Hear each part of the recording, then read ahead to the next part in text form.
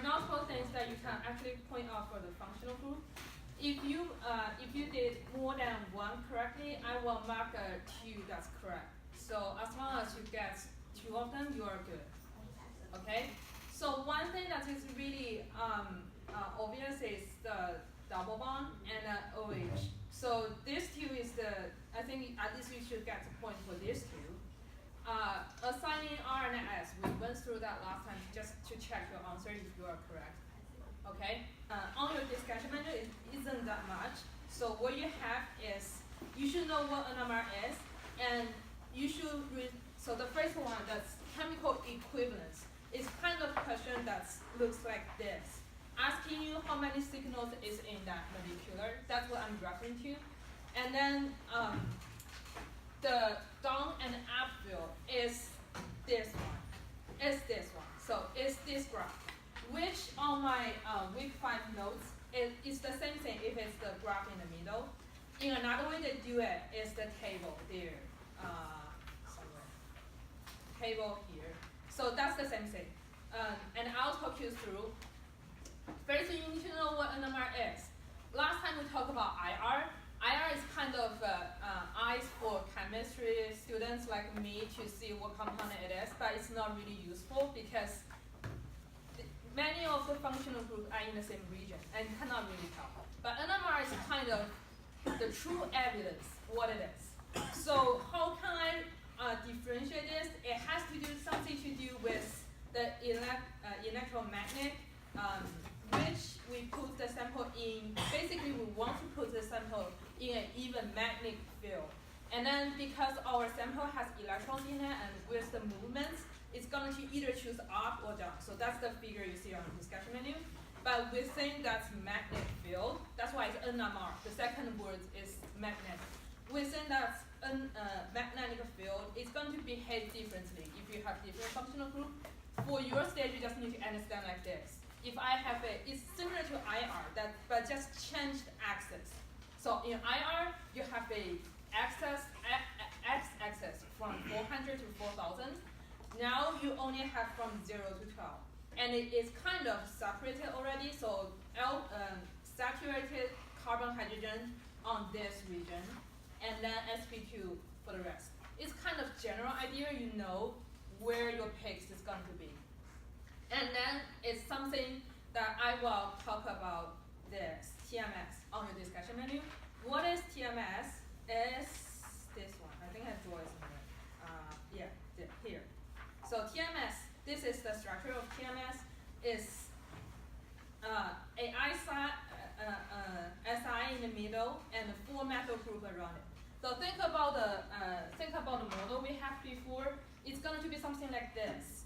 But the middle one is going to be SI. That's the only difference. But think about SI. It has the same valence number with carbon. They all have 4. So basically nothing different. What happens to the hydrogen on this one, the 4 methyl group? That's come to our chemical equivalence. So think about the hydrogens on those methyl. They're the same. Because if you change one of them with the other, it's not going to make much difference than before. Does that make sense? So the 4 methyl group on this TMS is the same. So think about all the hydrogens. They all have the same chemical equivalence with each other. So they're going to show the same peak. Because if you pick up each one of them, you cannot really differentiate this one from its neighbor, right? Can you imagine that? Did I make this one clear? So it's kind of like if I draw the whole thing out, that's usually the step 1. So the CHHH. So you cannot really differentiate this hydrogen and this hydrogen. So it's kind of like you have this one, but chemically it's all on one point of the hydrogen, so it's not really going to make a big difference. So you're going to see that later on. Anyway, so that's TMS because 12 hydrogen has the same peak, and that peak, all of that 12 hydrogen have the same peak. It's going to, we just decide that one to be 0. It's kind of standard, like 0 degree is the temperature for water and ice mixture, this is the peak of TMS because the hydrogen are the same and they are quite standard. So we set that one to be 0. And then with the, you are going to learn downfield and upfield in 2 minutes. With the increasing of your functional groups, like you have something else, we basically just set a 10 ppm for like access, like how we compare the peaks. So it's quite obvious if you see this one. So TMS is still 0, and we lay out all the functional group on the axis. The reason that it has those name, which is here, downfield and upfield, which is the second thing that you should learn, is your neighbor. So this is the proton NMR. What peaks we see here are all coming from the proton, which is the hydrogen. And then if you have an electron withdrawing neighbor like this one, so think about the compare of acidity and basicity last week. Think about that. Carbonyl, the electron withdrawing group, right? And it's going to steal some electrons from this covalent bond, this bond. So this bond. This covalent bond, hydrogens are leaving away from electrons are leaving away from this hydrogen. Then compare this hydrogen with our TMS, or just with any saturated one. This one doesn't have your electron withdrawing group stealing the electrons from the hydrogen. So this hydrogen is kind of shielded by electrons. This one is not. So this one is like, it only have a little bit electrons to protect the hydrogen. That's why we say this one is more de-shielded, and then this one is more shielded, and on that one is de-shielded, shielded.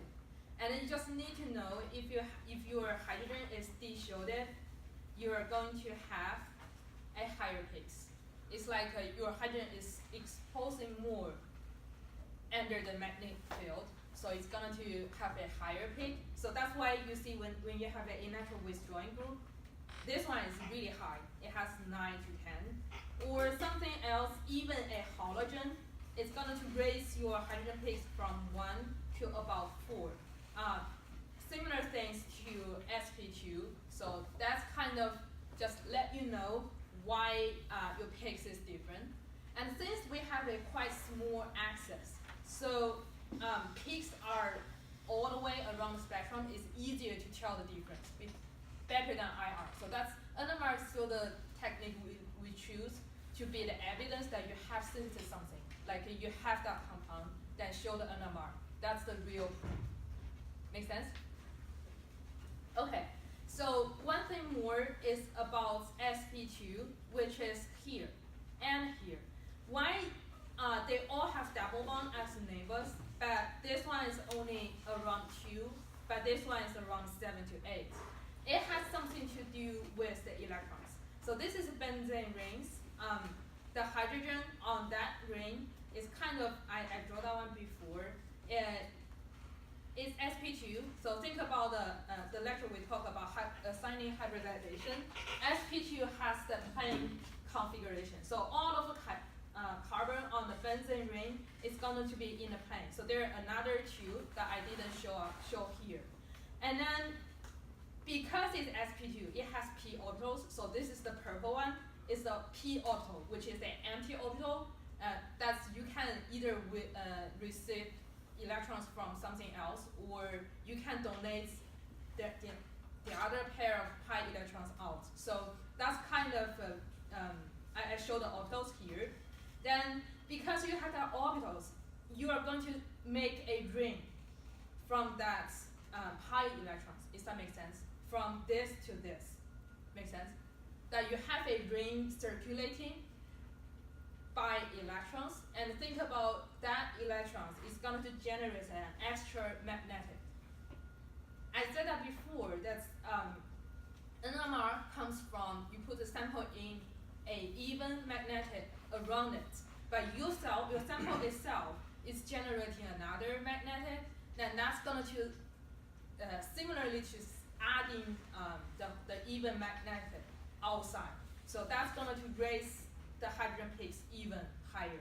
That's why usually it only have a peaks around 2 to 3, or if it's just if it's the hydrogen on the carbon bond, double bond, it's 5 to 6. But if it's benzene ring, it's going to have a higher peaks. Make sense? So you just need to know there's a extra electron around it. Otherwise, you are good. You just need to know which region, what bond is. It's similar to IR that you have a table, but I strongly don't recommend you guys to remember the table because it's not going to make sense. The best practice way is like IR, that you after you see enough spectrum, you are going to know what the peaks look like. Does that make sense? So I will show you some real one if I have time today. That's what I want to say. So you're responsible next time to to know which is the most like this. Let's like this question. So look at the given NMR scale, label the range. So you should be able to know for each of them, where is that peak? Does that make sense? Or if I give you a molecular, you can tell me which hydrogen is going to have the highest peak, which hydrogen is going to have the lowest peak. I don't expect you to explain, but you should at least know. Basically, it's this one. You should know which one is approximate where. Does that make sense?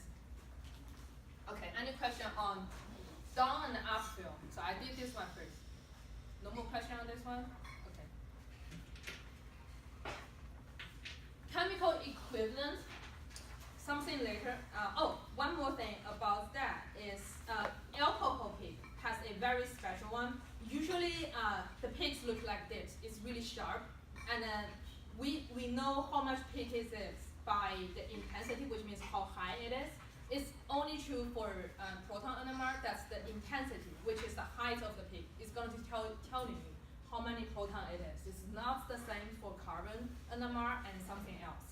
So but alcohol peak is very special. It looks like a triangle and it's border. So that's kind of hints, strong hints in NMR question.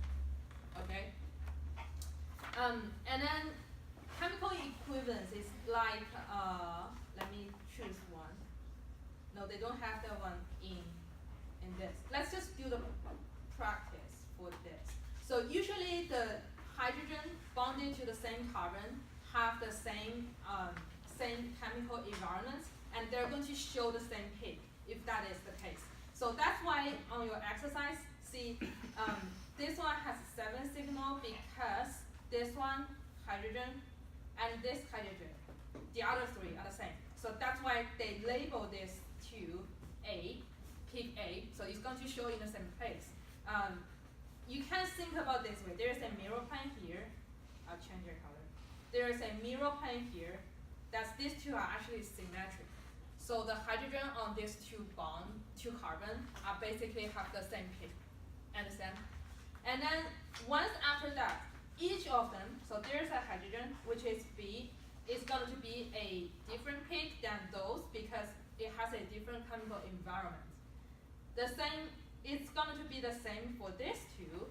They're peak C because they're bonded to the same carbon.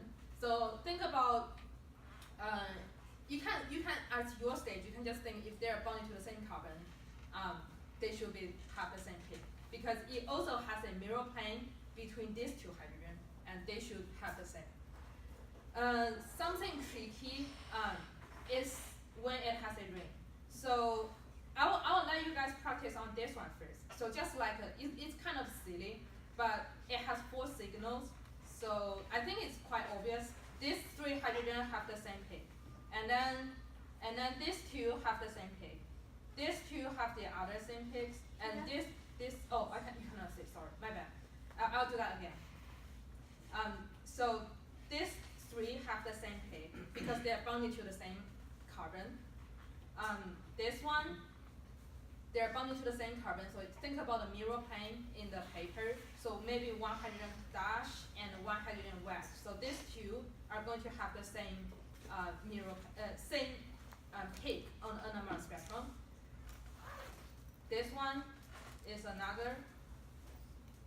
So it's the ABCD on here. It's the ABCD. But I just show you that you can kind of think about the mirror plane between on the plane on the carbon chain. Then these two hydrogen are symmetrical, so they have the same chemical equivalent. Just think about that way. And then this one. So that's the other. So this is the other CH3. So that's totally 4 signal peaks. Does that make sense? But something tricky is this one. Think about the plane. So it's 9 peaks. Think about the plane that we talk about in benzene ring. When you have a ring, you're actually having electrons go through that. So it's going to make difference. How come these 9 peaks come? You probably can practice on this one to see if you can count their 9 peaks. I'm going to do it at the same time with you. So I'm going to use different colors. So I basically just draw out all the hydrogen. So the trick is on the ring because your wedge and dash hydrogen. Think about a ring like this. I'll see. Make a ring. So it makes sense.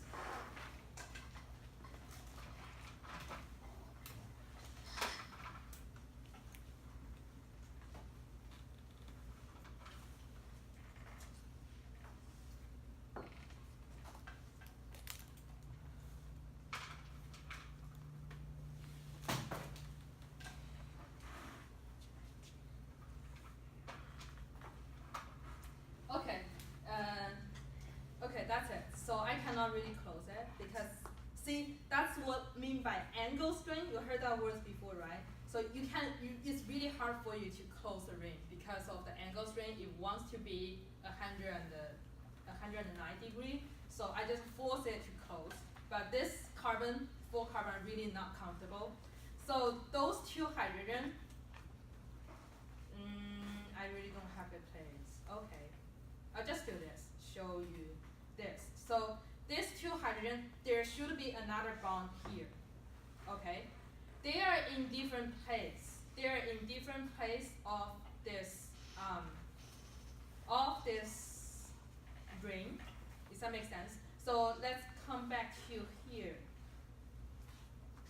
So you have a electromagnetic electrons go through the ring, and you have an extramagnetic from top to bottom, and then your 2 hydrogen are in different place of the ring. Does that make sense? So the environment of these 2 hydrogen, one is maybe just right after the ring, one is in the ring, so they are going to have different magnetic according to this. Can you imagine that?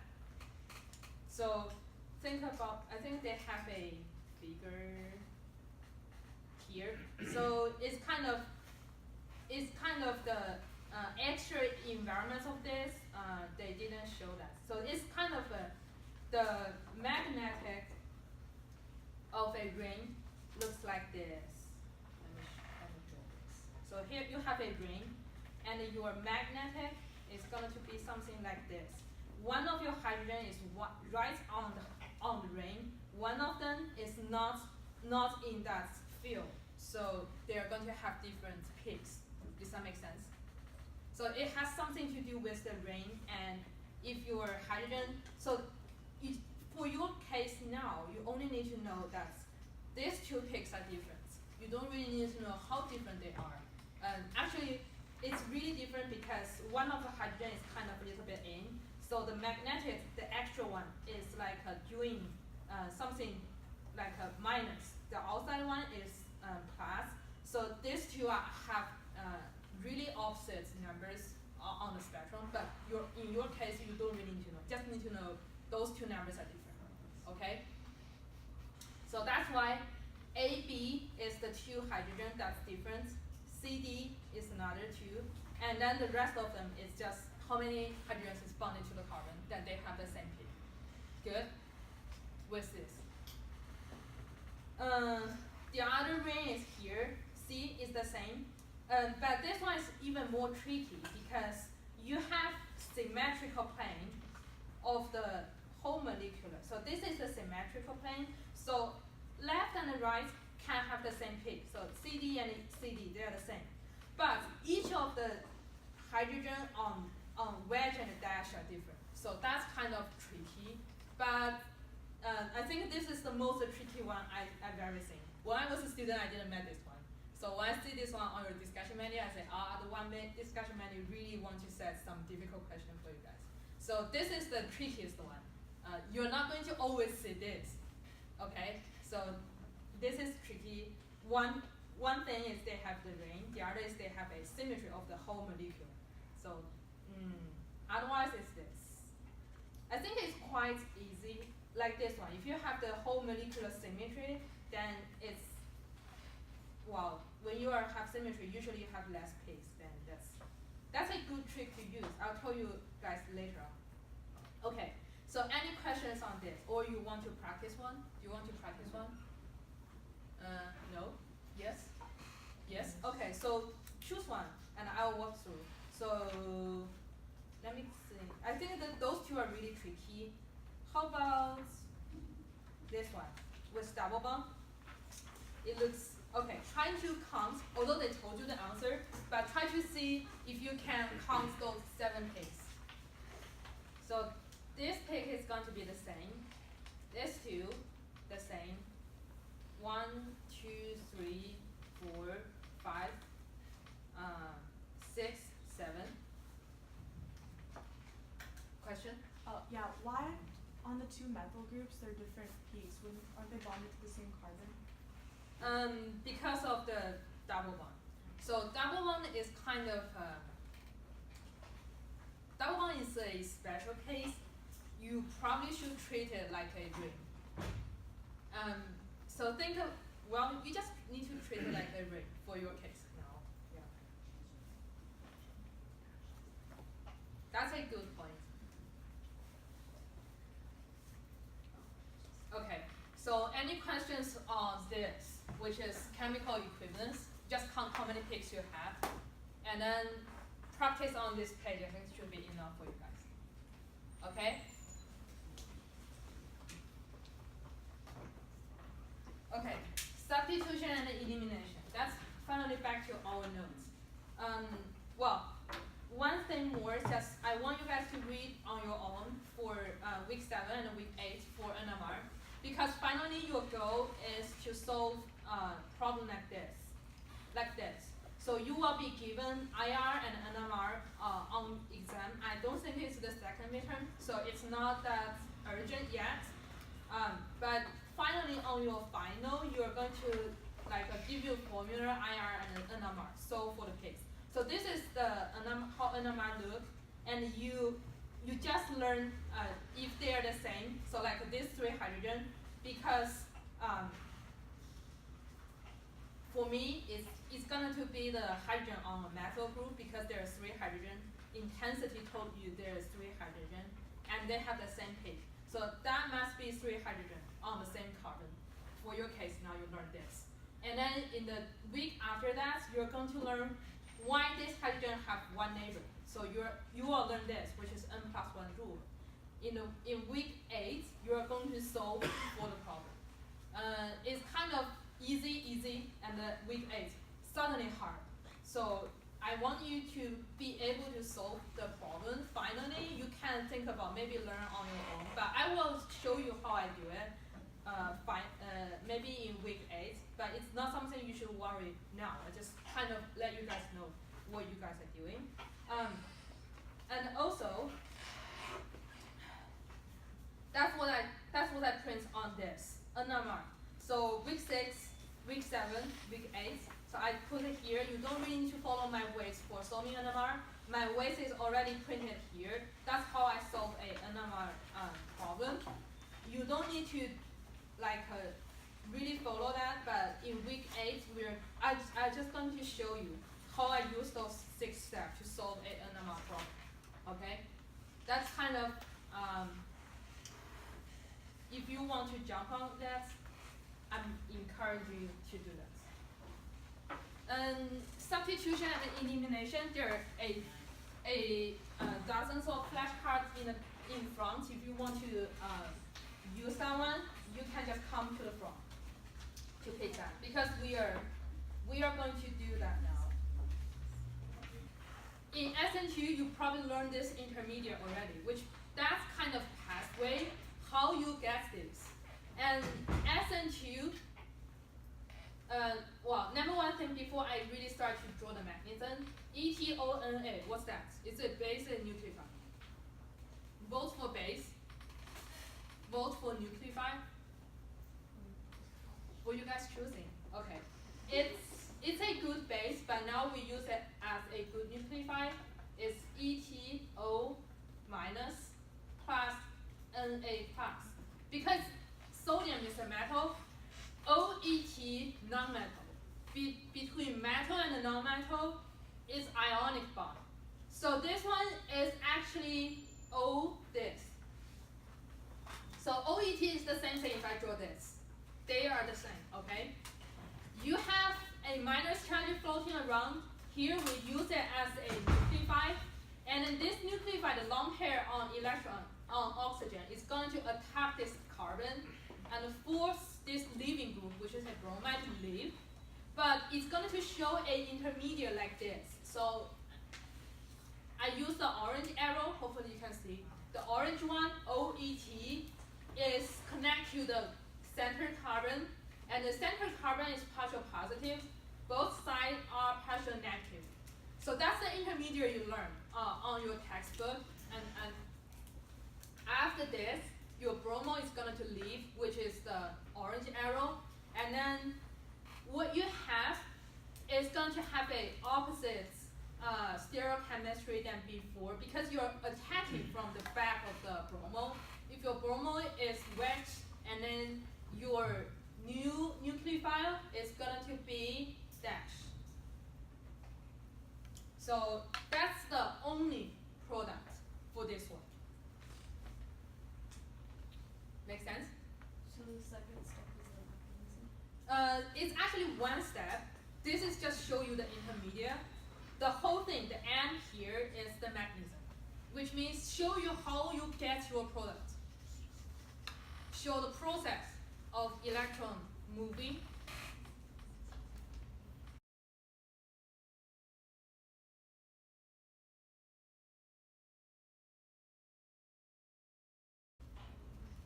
Okay, I know you didn't learn SN1 yet, but I'm still going to show you. So in SN1, different from SN2, your bromo is going to leave first. So your bromo leave, you probably learned leaving group, that's why it leave. When it left, it forms a carbocation because your bromo takes the negative charge away. So always check your charge. If you have a positive somewhere, it got to be a negative somewhere. Either it just gone away or it just on the molecular. So if you generate something plus, remember to find your minus on page. When you have a carbocation, I'm going to use my model again. So when you are having the carbocation like this, so carbocation is also sp2 hybridization. So it's so don't treat this one as double bond, treat this one as single bond. So that's one bond, 2, 3, it's trigonal plane, and then you have empty p orbitals, top and bottom. Your nucleophile, which is my blue one here, can attack from top or can attack from bottom. Does that make sense? So on the paper, how we draw it? We are going to draw it like your nucleophile in this case is going to be the alcohol. So HOET. I cannot really draw it this way, so I will just draw it C2H5. If I choose this, okay. The long pair on oxygen, I'm making two color. So the red one is attacking from top. So when red one is attacking from top, it's going to push your hydrogen into the paper. So your hydrogen here is going to be dashed, but your nucleophile is going to be make sense in this case? So I will draw the rest of it. Okay. The other case, okay, green. In the other case, you have another nucleophile. So that's the second choice, is you are attacking from the bottom. In this case, because you're attacking from bottom, you push your hydrogen up. So your hydrogen is up, and then your nucleophile is going to be dashed.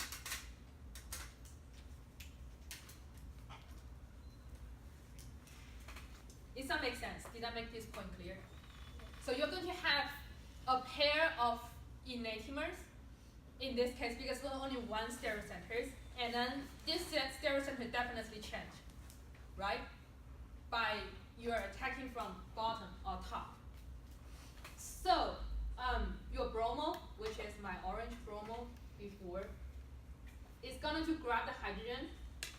Here's another bromo. It's going to grab the hydrogen and transfer the hydrogen bonds, hydrogen-oxygen bonds onto the oxygen to make this plus charge disappear.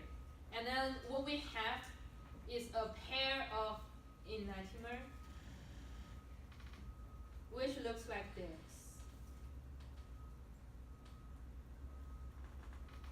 Okay, that's why when I was drawing this, there is a plus and a minus. It means racemic. Racemic, a pair of enantiomers, in this case is racemic mixtures, means you have half-half. You have half chance to attacking from top and half chance to attacking from bottom, and those two are a pair of enantiomers. There are other ways to do, but I would recommend to do it this way, because on the exams, so students sometimes draw this. So they draw one of them, OET, hydrogen, H, and then they add enantiomer. It's not always going to be correct, because if you have another stereocenter maybe here, bromo, and then this one didn't change during the reaction because there no chemistry happens to that one, and what you are adding should not be enantiomer, should be diastereomer. Think about what I told you before. If only if all of your stereocenter change, then it's a pair of enantiomer. So adding enantiomer or diastereomer, you have the chance to get this thing wrong. Does that make sense? So to make you safe, I would recommend you to do this. So I do this all the time when I was the student of this class, okay? So if it's SN1, don't forget it's a mixture, okay?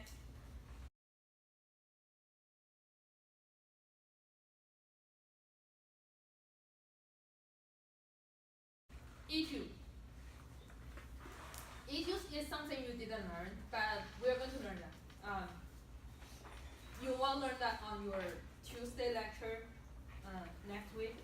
So E2 is same thing here. OCH3 is a base, and then this base is gonna to grab a hydrogen from this compound and do the elimination. But before that, I will rotate this bond. So I will rotate this bond to make into the configuration of this.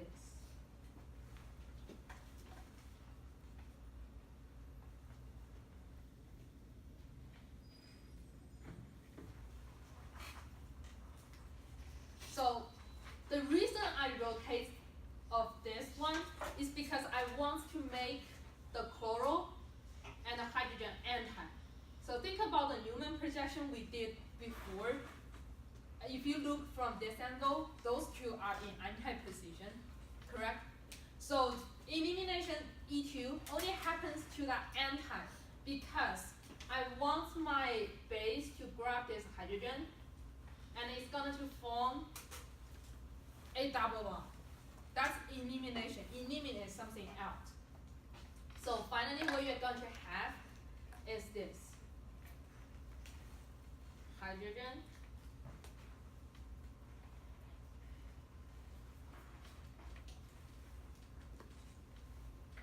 and and my new forming bond. Also HOCH3, also chloro minus, the minus come from the charge. So that's kind of the complete mechanism for this one. On the exam, you are asking to draw the major products of, draw all the products of these reactions, identify which one is major. Draw all the organic products. So this one is also organic product because it's an alcohol. So don't forget to draw this one. Otherwise you are going to lose points. It's kind of really hard for you to identify this one as E2.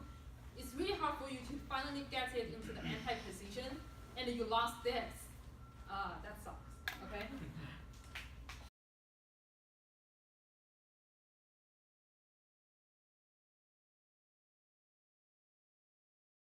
There is a square that I don't want to cover today because I think it's too much for you today. We're going to just remember there's a square that I didn't cover today. We're going to come to it next time. So this time we just finish the 4 mechanisms that you're responsible between the midterm 2, before the midterm 2, and then, so you can practice on that. Okay, so E1, finally, that's the last one. E1, when you have 1, E1 is similar to SN1, you are going to form carbocation, which means the first step is going to be the same. The bromo leave, I should copy that one.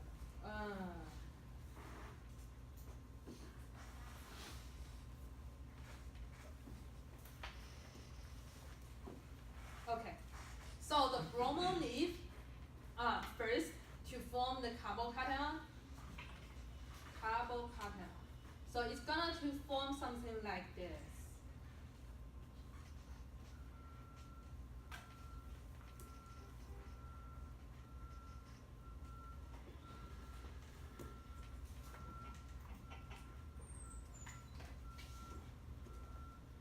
This one is the one with carbocation. So I just draw one of the ET into this configuration. So ET here is 2 carbon, right? But I highlight these 2 hydrogen. So what you're going to do, this time you don't have the anti-position because this one is a carbocation, is going to be a plane, so you don't have that anti. But you still need to do the elimination similarly to the one before. So OCH3 is a base. And then it's going to form this. So it's going to grab a hydrogen and form this one. So grab a hydrogen and make that one, I should draw the bromo leaf as well. Bromo leaf, and then grab that thing in, and it's going to be this.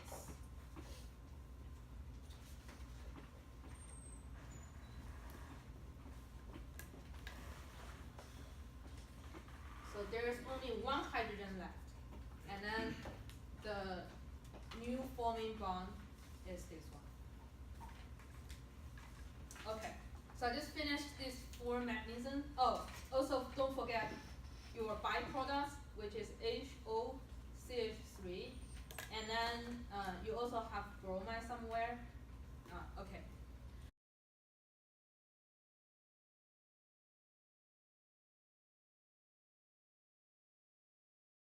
So that's kind of, I finished the page of mechanism one. I can guarantee you one of them is going to be on your exam. So you're going to miss a kind of question called mechanism, and you're going to really draw those arrows correct. So I go through them one by one today. I promise you next time, when I ask you guys to do the mechanism on your own, I want one of you to actually draw it on the board maybe. So I want 4 students volunteer to draw on the board, and I'm going to show if they are correct or not, and then what's the common mistakes, because I really see that a lot. Mechanism is kind of question that even I give you the answer key, you just copy and paste. You copy them on the exam, you're still going to make mistakes. So many things happen. So I really want you to be critical on your arrows, on your chart, on everything. Okay? it usually weighs more than 20 points in your 118B. Like your midterm is at 100 points. Mechanism question can be 20 points. Just write one, the mechanism for one reaction. So think about that. A lot of things is, if you lost points on that, it's really, you need to do more on your 118A job. It has nothing to do later on, okay? Let's take that for next time. I should be enough. Classification, this one. You probably have gone through that yesterday, right? Nucleify and base. Did he bring that tools that show you the polarity of bromide? He didn't? Did he actually bring a fluffy toy in class, Neil? Right? He told me that. And I really want to see that, but yesterday I really don't have the time. Okay, so that's fluffy. Bromo toy is polarity, that's what he meant. And then, if I need to describe the relationship between these two, I will draw this. So nucleify and base. So this is nucleify and base. They sometimes have overlapping. Sometimes only several compounds are nucleified. The other are only good base. It's not really going to you cannot really tell by just looking at it. And what we compare is only for nucleify. Is that a good nucleify or not? It's really depend on, does it have charge or not, and is that polar or not. So charge or not, these two, A and B, which one is a good nucleify? Vote for A. Vote for B. Okay, A is because A has charge. Nucleify, you want to attack something else, you need to have like extra long pairs, and you can use it to attack. Okay? Polarity. Is this one a good nucleify or the alcohol? Vote for A. Vote for B.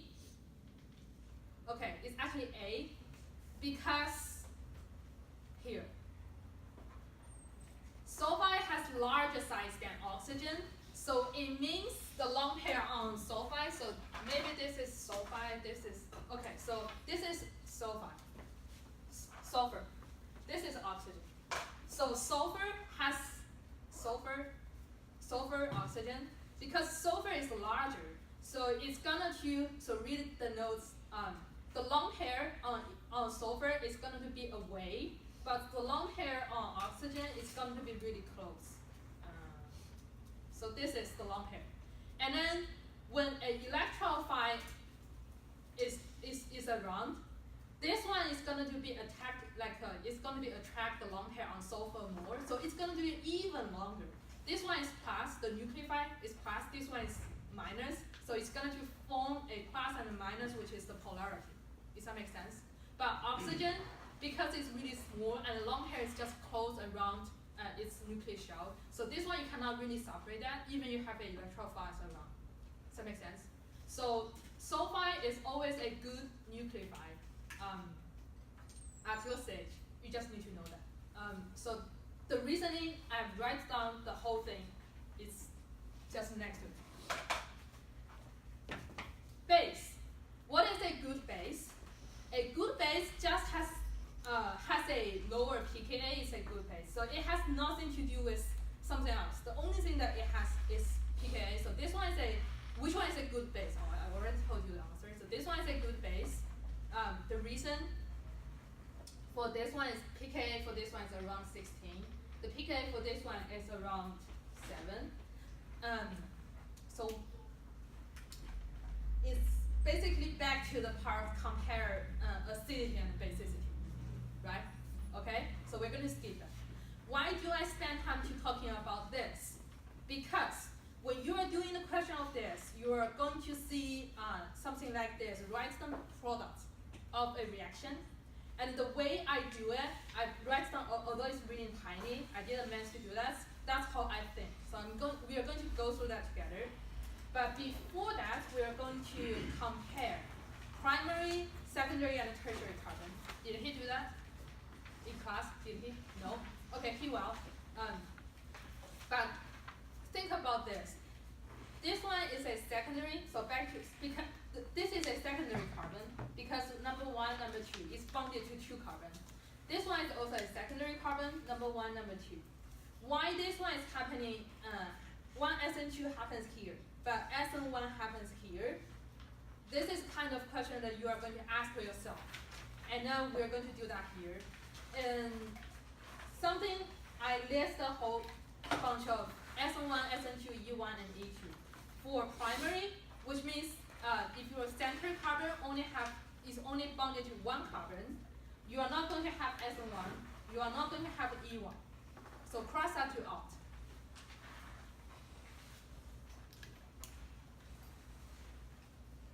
For tertiary, you are not going to have SN2. For secondary, you are going to have everything. And then we walk through each of them one by one. I'll show you my perspective when I'm thinking about, oh, this is not a radical. This is not. Okay. So OH minus usually is sodium hydroxide. It usually looks like this. So we just talked about that before. It's basically sodium plus and OH minus. Is OH minus, so back, come to here. Is OH minus a good nucleophile or not?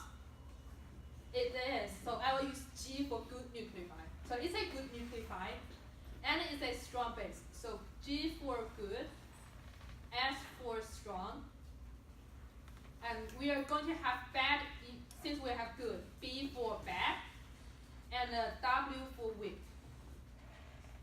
Okay? So OH is a good nucleophile.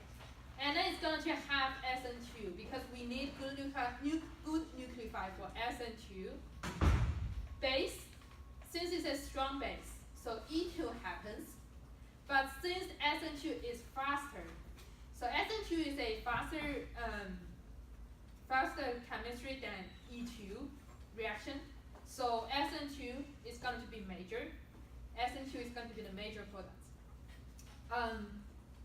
I'll do the products later, so I just want to show you my perspective. That's how should I identify, is this one SN2? So this is going to have SN2.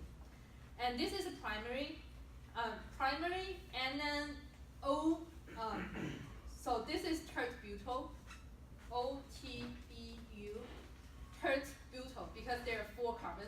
So OTBU minus is a bulky base. So it's bulky base.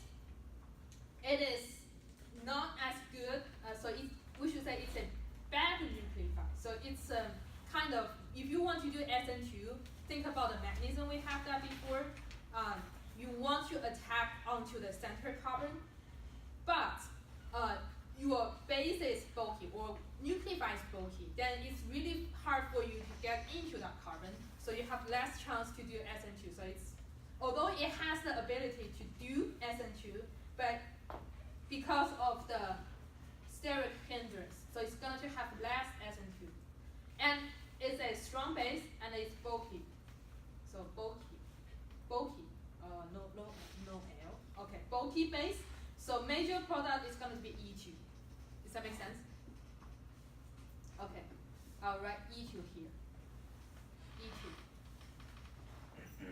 E2. Follow that is tertiary. So hydroxyl group is a good nucleophile and a strong base. But because it's tertiary carbon, it has many carbons around it already.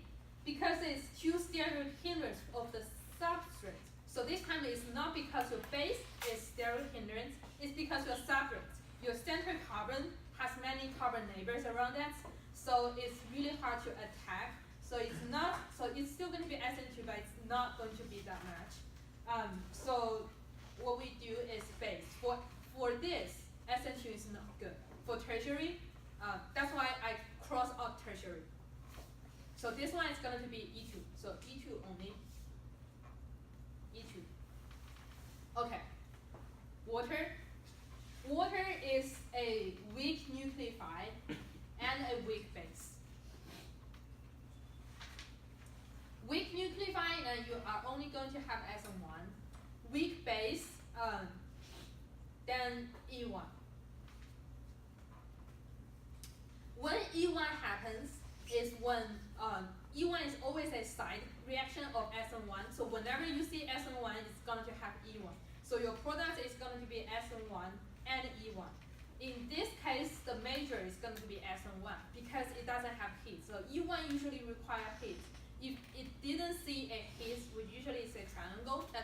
add heat to it. If you didn't see this one, then it's usually going to be SN1. The major product is going to be SN1, so this is major. Okay. Secondary is the most complicated one. Nucleophile, SH. So we just talked about that before. It's a good nucleophile. So I would say good nucleophile, and it's a weak base. Sulfur at your stage is never going to be a good base because it's usually it's a better nucleophile. So you want to behave like a nucleophile. So strong SN2, less EG. And then DMSO is a solvent. Did you see the A here? It's really tiny, but it's polar aprotic solvent. Aprotic means no hydrogen. So there's no hydrogen around, although you do have methyl group, but in methyl group, hydrogen is bonded to carbon. Hydrogen-carbon bond is not that easy to break. So DMSO, THF, ether, or ET2O, they're all polar aprotic solvents. And then see this. The next one, polar protic.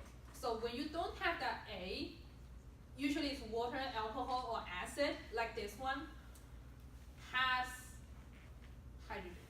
So when you have, I should say hydrogen plus. So when you have hydrogen plus around, think about that one. So the previous one is going to be SN2, so that's SN2.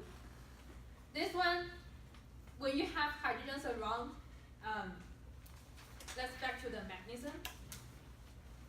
This one, when you have, if you want to do SN2, but you have hydrogens around, this base is not going to attack, so C hydrogen, it's not going to attack that partial positive carbon. It's going to grab your hydrogen directly. Does that make sense? So if you have hydrogens, polar protic solvent in SN2 reaction, it's going to compete with your reaction. So SN2 is not favored in polar protic solvents. You want to avoid that. So you want to put hydrogens away. So you want to use polar aprotic. But SN1, since you are formal carbocation, if you have some hydrogens around, it's actually going to stabilize that carbocation form. We are all positive charge. Does that make sense? So that's kind of from mechanism perspective, it told you SN2 usually happens in polar protic. Then you avoid your base or nucleophile to grab the hydrogen in solvent. This one, since it has hydrogens around, and it's going to actually favor SN1. That just has something to do with the solvent. This is an acid, actually. So this is a weak base, weak nucleophile. And since it's an acid, it's not a base. So it's really, really weak base. It's not a base. So it's going to be SN1. But since I have a heat here, so you are going to draw SN1 products and an E1 products. This time E1 is going to be major since I draw the heat here, okay? And then the last one is we are going to use the trick of the solvent. First, is this a good nucleophile or bad one? We just talked about that in the mechanism paper. It's a good nucleophile, vote for good. Vote for bad. It's a good nucleophile. I mean the ability is good. It's not bulky. And it's a strong base or not. Vote for strong base. Vote for bad base. Okay, it's a strong base. You need to differentiate that. You need to do that thing every time you meet this kind of question. You need to go through that process. Ask yourself, is this a good base or is it a good nucleophile? Okay? Okay, good nucleophile, SN2, strong base, ET. But what's the solvents? HOET is alcohol. What's alcohol? It's polar protic solvents here. We say polar protic solvents, SN2 is not favored. It's favored SN1. Here you only have SN2 or E2. So you have no choice. This one is going to be E2. Did you follow my logics? I know it's kind of really, it is kind of harsh for you to understand the whole thing now, but you can rewatch the video afterwards. You do need to follow all the logics to identify you need to choose at least one from these four, because you can see from the mechanism, each of them is going to give you a different product, right? So your first thing after you see this kind of question is going to identify which one is which. Okay, so this table is kind of a summary for what we did before. I do go through that each by each, but a more handy way is to use this table. So you have primary methane. Primary on branch is this. Primary on branch. So if you have your leaving group here, this is only bonded to one carbon, so it's primary. And if on branch, it means this one is also a primary. If it's primary branch, your bromo, this is primary, but this one you have an extra carbon next to it. So this one is hydrogen, kind of. So this is a primary on branch and primary branch. I'll finish this one really quick. So there are weak base, weak nucleophile, strong nucleophile, small base, and bulky base, which is kind of what I use to identify if it's good or not. That's kind of the logics that you need to go through. We just go through them one by one, but list you can use. And then no reaction for this, SN2 for this, E2 for this, SN2 for this, and SN1 for this. So this is the table that I taught to you guys in discussion 1. That's what I use myself. Is on the discussion, I scratched this on the front page of the exam. So I can look into the table for that. Why SN2 have 2? Because this one is for polar aprotic. When you don't have hydrogens around, you do SN2. When you have polar protic, you do SN1. But whenever you have SN1, your E1 is always going to be the side reaction. And then on the worksheet that I handed out last time is this one. The last page is this. This is the same thing for the same table, and it's see the poor, good, small base, and a strong base, bulky base. For each of them, I just told you why, but I still want you to do this on your exercise. Next time we're going to fill in this table. I told you which one is which. So why SN2 is in polar aprotic, but think about each of them. Next time I'm going to fill the table for the reason, but we just did it in a different way, in primary, secondary, tertiary. Okay? I know I put too much things for you this week, but it's better than I do it next week. If I do it next week, you're probably going to have enough time. And then also practice on this. So you should be able to do worksheet 7 now, use the table, follow the whole thing, and do practice on your own. Okay?